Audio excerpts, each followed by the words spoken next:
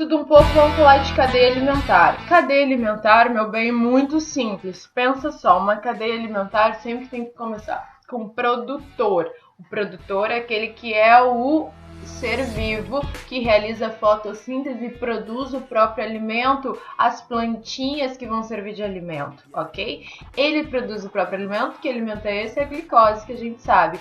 Ele sempre é o início da cadeia alimentar. Depois vem o serzinho que come esta plantinha. Aqui temos um exemplo. Ele come a plantinha. Ele é então o consumidor primário. Consumidor primário sempre vai ser herbívoro. Que aí a gente sabe que a plantinha é o primeiro nível trófico, o consumidor primário então vai ser o segundo nível trófico. E se vem um animal que come este, que é um carnívoro, ele vai ser o quê? O consumidor secundário, terceiro nível trófico, e assim sucessivamente. O animal que come esse animal, quarto nível trófico, e consumidor terciário. Lembrando que uma cadeia não vai ser muito grande, porque aí vai haver o desperdício de energia, porque a gente sabe que o capim tem muito mais energia, o C1 tem um pouquinho menos, o C2 tem menos ainda, o C3 menos, e por isso não vai ter uma cadeia alimentar muito grande. Toda cadeia alimentar, ela sempre vai ter a participação dos fungos e bactérias que fazem a decomposição, que são os decompositores que transformam as excreções e a matéria morta, uma vez que eles morram, novamente em nutrientes para os produtores poderem fazer a fotossíntese e fazem a reciclagem. Isso é uma cadeia alimentar, lembrando sempre o sentido das setinhas, apontando para os consumidores, para o fim da cadeia, né, para onde essa energia está se perdendo.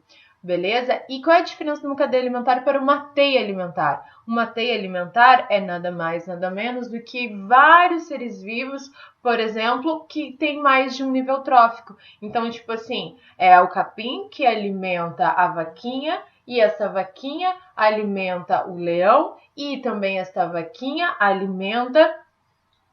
Não deu certo esse meu exemplo, porque a vaquinha tá difícil. Mas vamos de novo. O capim alimenta o coelho, mais fácil. O coelho alimenta a raposa, mas o coelho também alimenta a cobra. E a raposa também come a cobra. Então, vamos pôr uma relação em que os seres vivos, uns comem aos outros e podem ter mais de um nível trófico.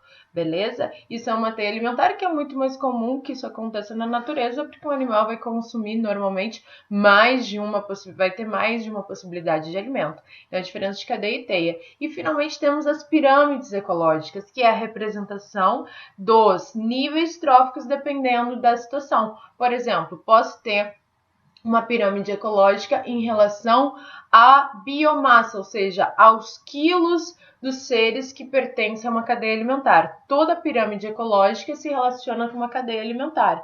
Então, a biomassa está representando quantos gramas, quilos, ou seja, a massa de capim, a massa de herbívoros, a massa de carnívoros, né? Lembrando que numa pirâmide, seja qual for, a base sempre começa com os produtores, sempre, e sempre vai ser representada em retângulos.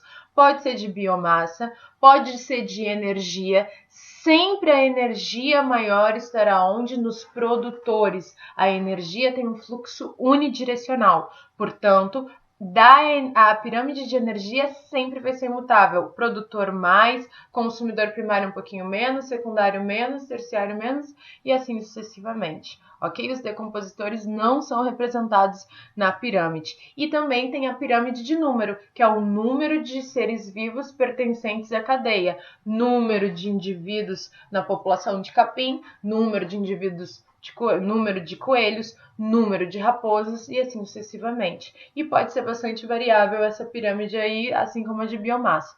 Lembrando que na cadeia alimentar e nas pirâmides aquáticas, normalmente os produtores serão representados pelos fitoplânctons, consumidor primário zooplâncton, e aí depois os pequenos peixinhos, as larvas e tudo mais.